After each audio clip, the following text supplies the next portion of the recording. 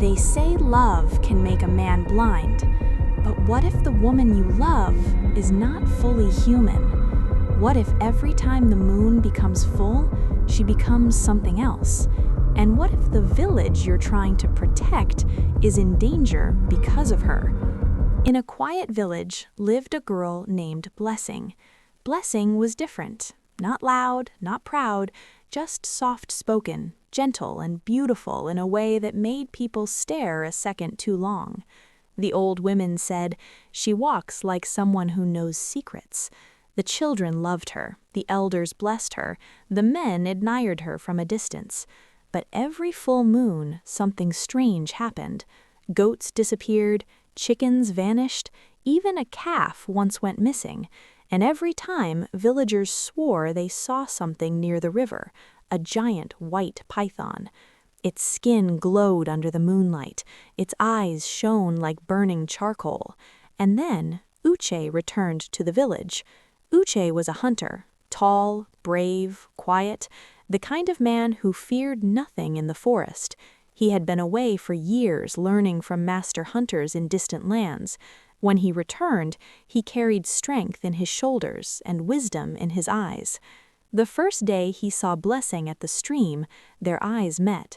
She smiled gently, and in that moment, Uche was lost. Their love grew quickly. They met by the river, they walked under palm trees, they laughed softly like children. One evening, as the sun dipped low, Uche held her hand. "Blessing," he said, "when I build my house, you will be the woman inside it." Blessing's smile faded. "Do not promise what the moon may take from you," she whispered. Uche laughed. "The moon? I fear no moon."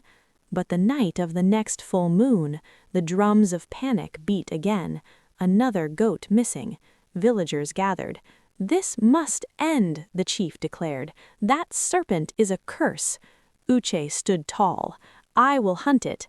Blessing froze. "No!" she cried suddenly. The villagers turned. Uche looked at her. "Why are you afraid?" She swallowed hard.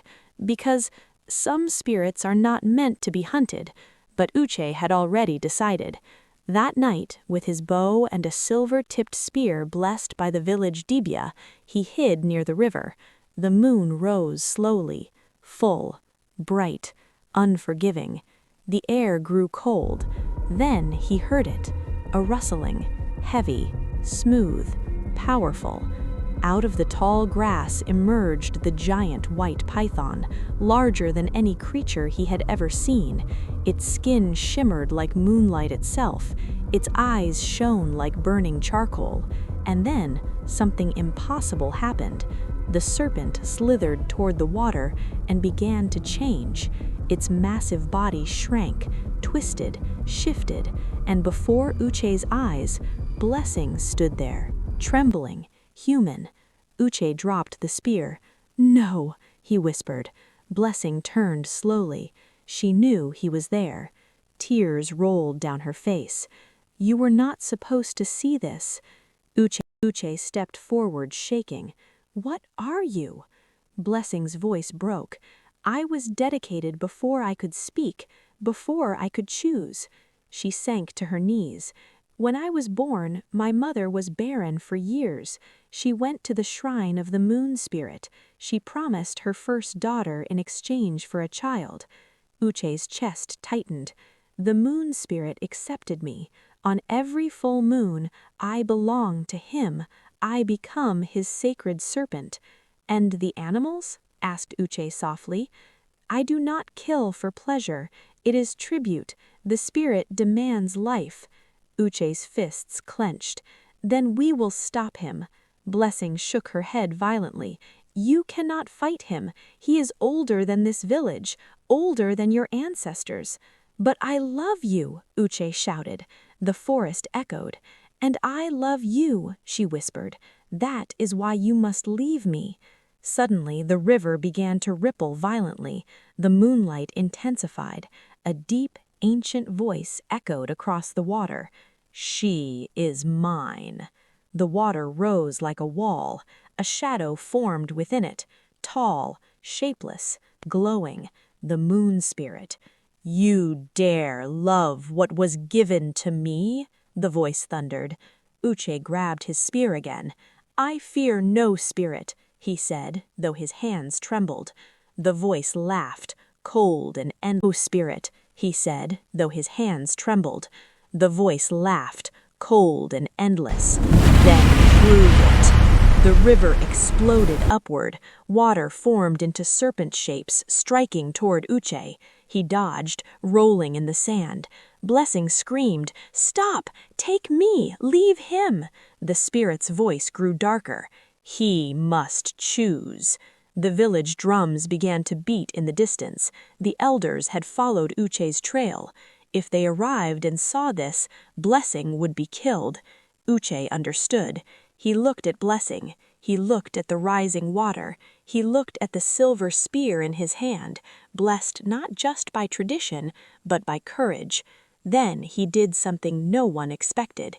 He stabbed the ground, not the spirit, the earth. He cried out, "Ancestors of Umuagu, if sacrifice must be made, take mine."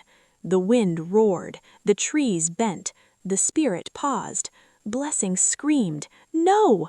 Uche grabbed the silver charm from his neck and threw it into the river. "If blood seals covenants, let mine break it."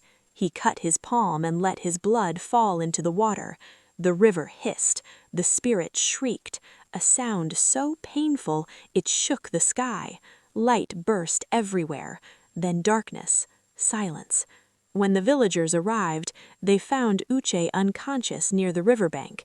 Blessing lay beside him, human, no serpent, no glowing water, just the quiet sound of crickets. When Uche woke days later, the Dibia spoke softly. "The covenant is broken. The moon spirit has lost his bride." Blessing wept beside him. "You gave your life for me." Uche smiled weakly. "No, I chose love." From that day on, no livestock ever disappeared again. The full moon still rose, but it no longer demanded tribute. Blessing and Uche married under the same moon that once threatened to destroy them. And the elders would later say, "Spirits may be powerful, but love that is willing to sacrifice is stronger." Because sometimes the greatest battles are not fought with weapons, they are fought with choice. And the bravest thing a man can do is stand between fear and the one he loves. If you enjoyed this story, remember, some legends are not meant to scare us. They are meant to remind us that love, when pure, can break even ancient chains.